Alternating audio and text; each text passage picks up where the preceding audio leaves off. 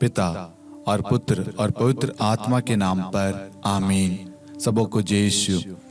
प्रभु यीशु ख्रिस्त में प्यारे भाइयों और बहनों, हम 40 काल में 40 दिन रोज एक एक वचन पर मनन चिंतन कर रहे हैं और आज हम मनन चिंतन करेंगे प्रभु का पवित्र वचन सुक्ति ग्रंथ अध्याय 10 वाक्यांश 19 और 20 पर, जहाँ पर वचन इस प्रकार हमसे कहता है, जो बहुत अधिक बोलता है वह पाप से नहीं बचता, किंतु जो अपनी जीवा पर नियंत्रण रखता है वह बुद्धिमान है। धर्मी की जीवा शुद्ध चांदी है, किंतु पापियों के हृदय का कोई मूल्य नहीं है। Hallelujah, hallelujah.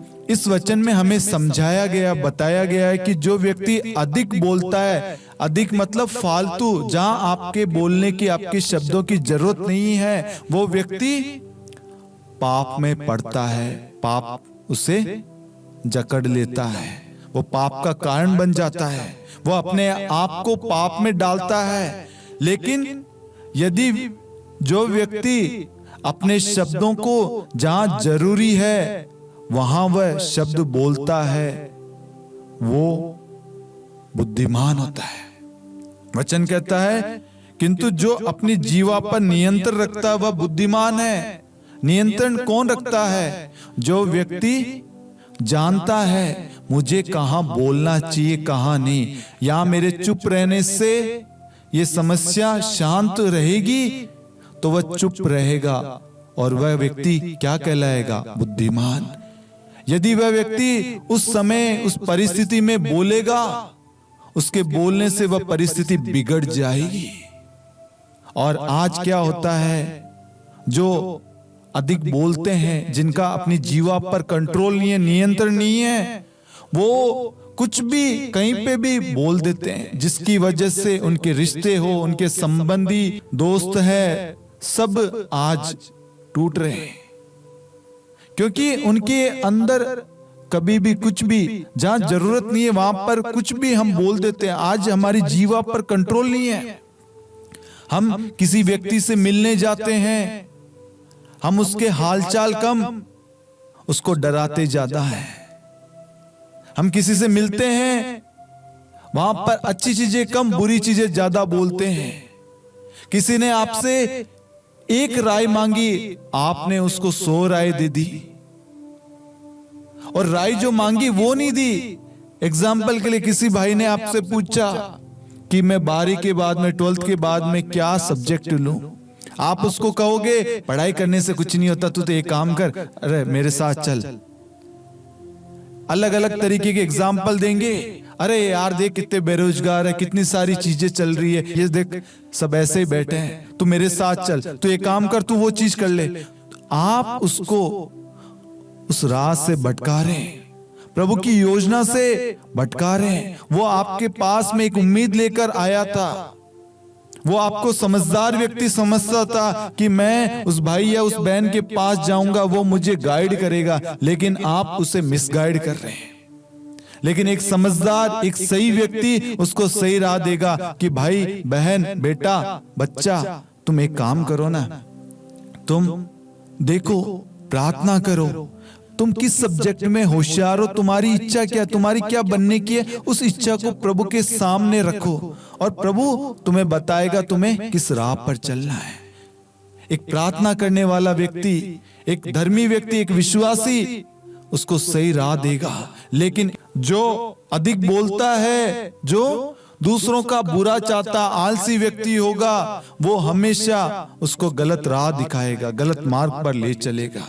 इसलिए आगे वचन कहता है, धर्मी की जीवा शुद्ध चांदी है, मतलब उसकी जीवा की वैल्यू बताया, एक धर्मी व्यक्ति की जीवा के, उसके शब्दों का मूल्य बताया गया है। लेकिन एक आलसी, एक पापी व्यक्ति के बारे में बताया गया, जो अधिक बोलता है उसका कोई मूल्य नहीं है। आज जो व्यक्ति फालतू अधिक बोलता है उसकी कदर नहीं है। आप देखना, सब जानते ये व्यक्ति यार फालतू बोलता रहता है, इसकी यहाँ जरूरत ही नहीं थी, इसके ना बोलने से ये मैटर सोल्व हो रहा था, इसके देखो बोलते ही ये मैटर बढ़ जाएगा। लोगों को मालूम है, ऐसे बहुत सारे लोग हैं। आज ईश्वर हमें राह दिखाता, बताता है कि हमें जहां जरूरत है वहीं पे बोलना है, और हमें समझदारी के द्वारा कार्य करना है, उस जगह पर उस शब्दों को बयान करना है। मतलब हमें जहां नेसेसरी, जहां जरूरत है, इंपॉर्टेंट है, वहीं पे ही बोलना है। जहां हर जगह फालतू में घुसना नहीं है, फालतू में बोलना नहीं है। सरल शब्दों में जोड़ने वाले शब्द बोलना है, हाँ या ना। जितना पूछा जाए उतना उत्तर दे। आपको समय मिलेगा आप अपना पक्ष रखने के लिए, लेकिन हो सकता आपके ना बोलने से आपको समाधान मिल सकता था, लेकिन आपके बोलने से जो जरिया खुला था वो बंद हो गया। इसलिए मेरे प्यारे भाई और बहनों, जो व्यक्ति अधिक और फालतू, जिनका शब्दों पर कंट्रोल नहीं है, जिनकी जीवा पर नियंत्रण नहीं है, वो कभी भी कुछ भी बोल देते हैं। दूसरों को बुरा, दूसरों को गाली बक देते हैं, दूसरों के विनाश के लिए, दूसरों के अहित के लिए, दूसरों को तोड़ने के लिए, दूसरों को गिराने के लिए जो लोग कार्य कर रहे हैं, प्रभु आज उन सब के लिए वचन कहता है आपके शब्दों का कोई मूल्य नहीं है। सुधर जाइए, अपनी गलती को स्वीकार कीजिए और एक धर्मी व्यक्ति बन जाइए। इसलिए आज हम सबको प्रभु बुलाता है कि हम एक समझदार व्यक्ति बने, एक धर्मी व्यक्ति बने और अपनी जीवा पर नियंत्रण रखें। हम सबको अपनी जीवा पर नियंत्रण रखना है, और वह नियंत्रण कब होगा? जब हम प्रार्थना करेंगे, प्रार्थना में प्रभु को अधिकार देंगे, पवित्र आत्मा की कृपा मांगेंगे, पवित्र आत्मा के द्वारा प्रार्थना करेंगे, सहायता मांगेंगे। पवित्र आत्मा मेरे जीभ पर, मेरे मुख पर अधिकार लेना, मैं हर जगह ना बोलूं, जहां पर जरूरत हो, जहां पर आप मुझे बोलने के लिए प्रेरित करेंगे मैं वहीं बोलूं।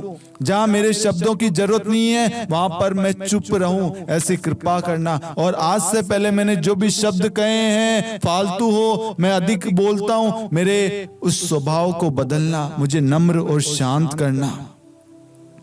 प्रभु आपको उठाएगा, प्रभु आपको बदलेगा, प्रभु आपके द्वारा कार्य करेगा। हालेलुया। जो लोग आपको फालतू समझते थे, इसके शब्दों में कोई महत्व नहीं है, फालतू बोलता है, झूठ बोलता है, ऐसा बोलता है, मैं कहूंगा जब आप प्रार्थना करेंगे, प्रभु के बताए हुए मार्ग पर चलेंगे, आपके शब्दों को सुनने के लिए लोग खड़े होंगे, आपके शब्दों को सुनने के लिए लोगों की लाइन लगेगी। विश्वास करना, प्रभु आपके भाग्य को पलट देगा, विश्वास करना।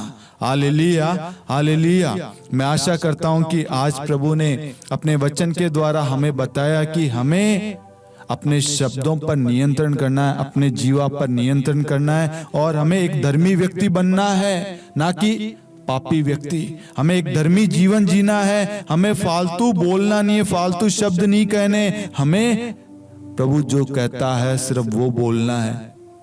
आज से एक निर्णय करना, ये 40 काल चल रहा है, इस 40 काल में हम कम बोले, अपने शब्दों पर विराम लगाए, दूसरों के हित के लिए, दूसरों की अच्छाई के लिए शब्द बोले, और अधिक से अधिक सुनने की क्षमता मांगे, सुनने की कृपा मांगे। प्रभु मुझे सुनने वाला बना, ताकि मैं आपकी पुकार को, आपकी आवाज को सुन सकूं, समझ सकूं, ऐसी कृपा प्रदान कर। जब आप प्रार्थना करेंगे प्रभु आपको कृपा प्रदान करेगा। आप इस प्रार्थना के लिंक को अन्य लोगों के साथ भी शेयर करना, ताकि वह भी वचन के द्वारा मार्गदर्शन पाए। पिता और पुत्र और पवित्र आत्मा के नाम पर आमीन। सबों को जय यीशु।